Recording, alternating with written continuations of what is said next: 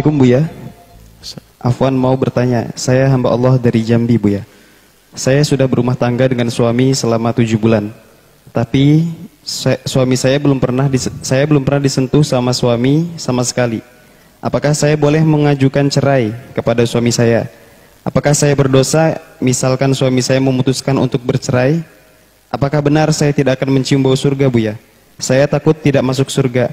Karena ada ustadz yang menyatakan bahwa jika seorang istri meminta cerai kepada suami, maka arsy berguncang dan istri tersebut tidak akan mencium bau surga, apalagi masuk surga. Saya takut salah langkah Buya. Juga yang ingin saya tanyakan, masa iddah khulu berapa lama Buya? Dan dimulainya kapan? Apakah saat keputusan hakim atau saat akta cerai sudah keluar? Baik. Hadis Nabi, ayyuma imra'atin sa'alat zawjaha talaqan min ghairi ma ba'sin ma ziyada haramun 'alaiha raihatul jannati aw riwayat jannah haramun 'alaiha al-jannatu. Jika ada seorang wanita meminta cerai kepada suaminya tanpa ada alasan yang dibenarkan, maka haram baginya surga. Jadi di sini ada yang diperkenankan dong, minta cerai. Dan cerainya seorang istri ini sangat dihormati, sehingga seorang istri nggak bisa mencerai dengan dirinya sendiri. Jadi harus dibantu, didukung oleh mahkamah agar terlindungi. Kalau laki-laki kan ngomong kepada istrinya mencerai langsung jatuh cerai. Kalau seorang wanita nggak bisa. Kenapa? Dengan kelembutannya yang perlu dikasih sayang ini jangan sampai terdolimi dia. Maka di saat ingin mencerai pun dia harus melalui mahkamah atau melalui cara hakim, mengajukan ke hakim, baru hakim mempelajari. Kadang wanita itu terburu-buru minta cerai padahal belum ingin minta cerai beneran, cuman karena emosinya kadang-kadang yang datang. Maka kalau ada alasan, misalnya suaminya fasik, naudzubillah pezina, karena mungkin sekali penyakitnya akan dibawa kepada dia. Dan banyak wanita solehah tidak pernah keluar rumah, ini tiba-tiba dia terkena penyakit yang mematikan, yang tidak ada obatnya. Rupanya apa? Penularan dari suaminya. Subhanallah. Ayo, karena wanita adalah wadah, makanya waspada, harus bersih di sini. Jangan sampai naudzubillah. Makanya yang gonta-ganti pasangan sangat mungkin sekali. Mau milih pasangan saja harus waspada kok. Baik, kemudian lihat, jika ada seorang suami yang fasik, nggak mau sholat, mabuk, rizkinya haram, diingatkan nggak mau. Termasuk diantaranya, naudzubillah, hak pribadinya tidak terpenuhi, nggak diberi nafkah zahir, nggak beri nafkah batin. Nah ini sah. Kalau dia minta cerai tidak dosa karena ada alasan. Ada alasan. Jangan suatu ketika ada kisah seorang laki-laki sering mukul istrinya, jahat sama istrinya, giliran istrinya minta cerai pakai dalil paling dibenci Allah itu ya minta cerai. Kamunya jahat begitu, kau yang dibenci oleh Allah yang jahat sama istri. Ada ini hujah-hujahnya. Santri biasanya itu santri yang nggak bener mondoknya itu. Jadi salah paham terus itu. Baik. Kemudian kalau memang ada alasan Anda sudah cukup 7 bulan. Ini aneh sekali, 7 bulan. Seminggu aja aneh kok 7 bulan. 7 bulan tidak disentuh. Apakah suami tidak menghendaki? Atau mungkin suami tidak bisa? Maka dalam hal ini Anda boleh diskusi dulu kepada suami kenapa dan kenapa. Kalau ternyata suami tidak ada perubahan, tidak ada semangat, tidak ini, jangan sampai Anda tersiksa nanti malah melakukan keharaman. Anda bersah minta cerai. Adapun cara Anda minta cerai bisa Anda ajukan ke mahkamah. Maka kalau yang menjatuhkan mahkamah namanya faskhun nikah. Kalau Anda yang mengajukan dengan cara khulu pun bisa. Khulu itu adalah dengan Anda memberikan uang, mengganti.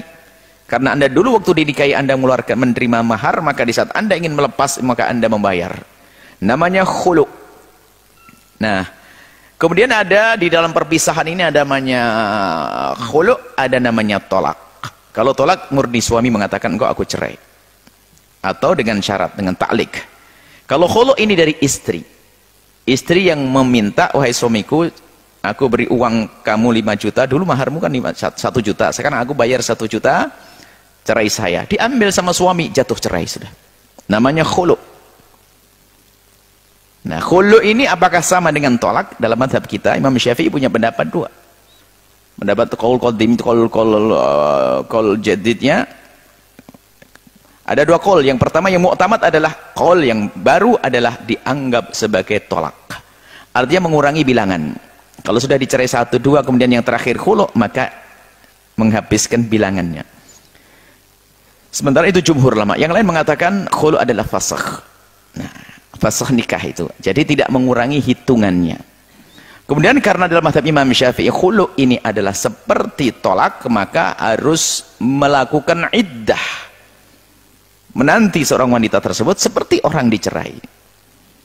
Jika punya haid, dia adalah 3 kali suci. Kalau tidak, kalau dia hamil adalah sampai melahirkan. Kalau tidak punya haid karena masih kecil atau sudah teman tua adalah 3 bulan. Itu ada.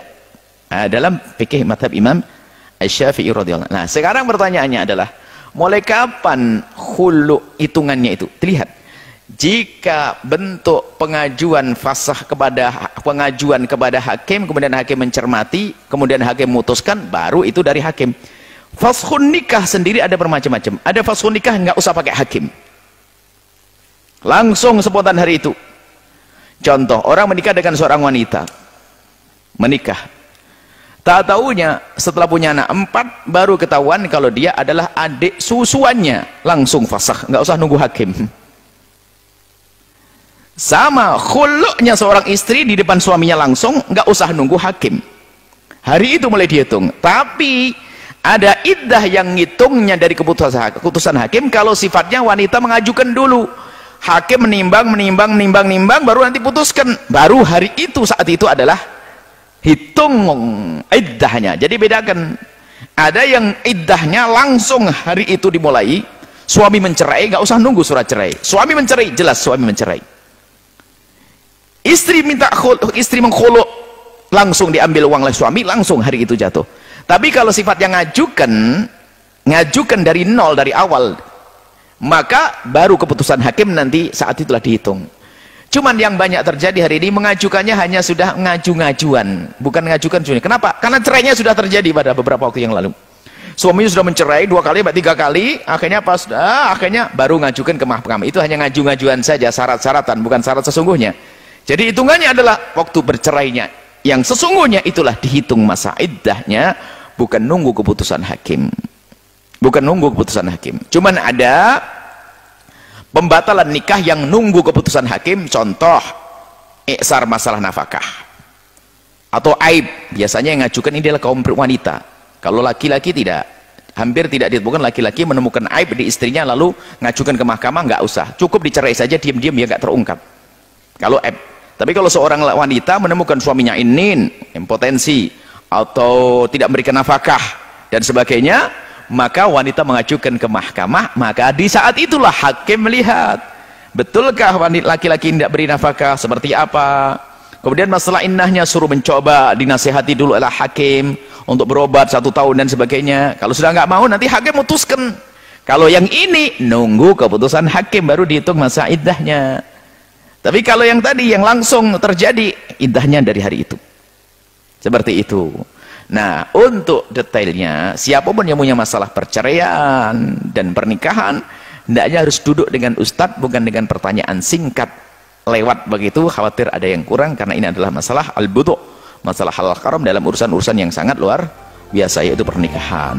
Wallahu a'lam bishawab.